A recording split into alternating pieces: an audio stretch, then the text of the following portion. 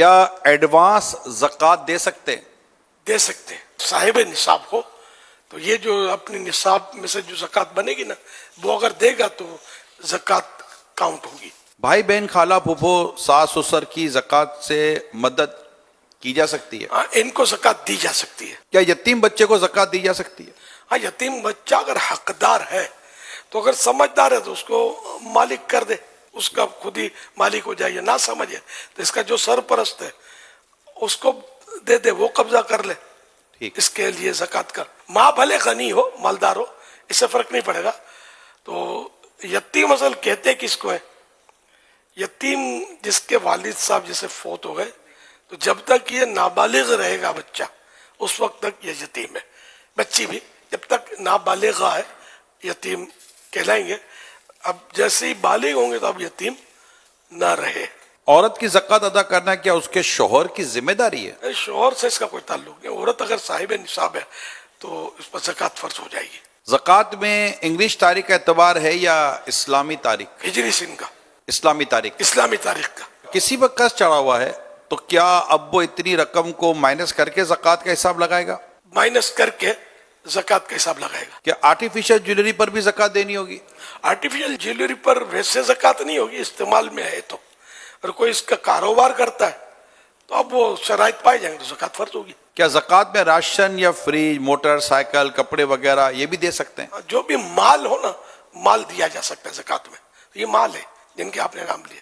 پچھلے سالوں کی زکوٰۃ نہیں دی تو کیا توبہ سے معاف ہو جائے گی؟ نہیں, بلا وجہ اگر یہ تاخیر کی ہے اس نے تو تاخیر کی توبہ کرے اور زکوٰۃ پائی پائی کا حساب لگا کر ادا کرے تب ہوگی. کیا کرائے پر چلنے والی بسوں گاڑیوں پر بھی زکوٰۃ فرض ہوگی؟ نہیں, اگر یہ کرائے پر چلانے کے لیے رکھی ہیں اور اس جو آمدنی ہے نا وہ زکوٰۃ میں کاؤنٹ ہوگی.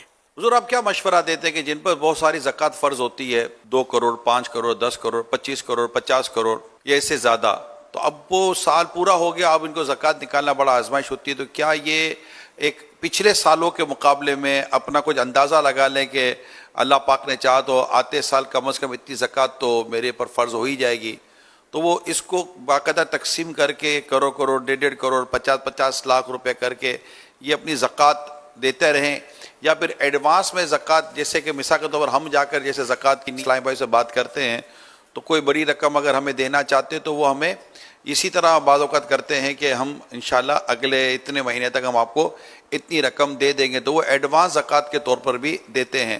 تو یہ ایسا لگتا ہے کہ شاید لوگوں کے لیے یا جن کی بڑی زکوٰۃیں ہوتی ہیں, بڑا اماؤنٹ ہوتا ہے, تو شاید ان کے لیے کچھ آسانی ہو جاتی ہے, تو ہر ایک کو ایسا کر لینا چاہیے. جن سے بن پڑے وہ ایڈوانس میں دیتا رہے گا نا اس طرح کا آدمی تو یہ بوجھ کم پڑے گا. مگر آپ کو ہم کو ملتے ہوئے جو مذہبی سوچ کے ہوتے ہیں, باقی ایک تعداد شاید اکثریت کا ہوں تو شاید غلط نہیں ہوگا, وہ زکوٰۃ دیتے ہی نہیں ہے. تو اتنے مالدار لوگ ہمارے اپنے وطن میں اربوں کروڑوں پتی لوگ پائے جاتے ہیں. اگر یہ سارے دیانتداری کے ساتھ زکوٰۃ ادا کریں اور زکوٰۃ ان کے حقدار تک پہنچے تو شاید ہمارے وطن سے تو غربت ختم ہو جائے. اتنا مال لگ کے بیٹھے ہوئے ہیں, ان کو خود اپنے مال کا حساب پتہ نہیں ہوتا کہ کتنا مال ہے کہاں کہاں پھنسا ہوا ہے. ایسے بھی پائے جاتے ہیں, میرا گمان غالب ہے. طرح طرح کے لوگ ہیں, ہمیں وہ نہیں ملتے وہ لوگ, ہم تک ان کی اپروچ ہی نہیں ہے, نہ ہماری ان تک اپروچ ہے. اللہ پاک توفیق دے کہ یہ فرض ہے. یعنی آپ 50 کروڑ کیسے دوں گا, تو بالفرض اگر کسی بات 50 کروڑ ہے تو یہ بھی 2.5% ہے نا. 50 کروڑ 97.5 تو آپ کے پاس اب بھی 100 میں سے بچ گئے نا, آپ کے خربوں روپے نا, اس کا مطلب تو دینی چاہیے. اور رائے خدا میں دینے سے کم نہیں ہوتا, بڑھتا ہے. ورنہ یہی مال ڈوب جائے, چوری ہو جائے, مال تلف ہو جائے, کہیں بھی ضائع ہو سکتا ہے, آگ میں جل جائے, یہ بھی ہو سکتا ہے. لیکن جس کے یہاں آگ لگی یا کوئی اس طرح کی آفت آئی اور نقصان ہوا, اس کا ہم یہ نہیں کہیں گے کہ چونکہ زکوٰۃ نہیں دی تھی اس لیے ایسا ہوا. یہ مطلب فیصلے ہمارے ہاتھ میں نہیں ہے, یہ جانے اس کا رب جانے.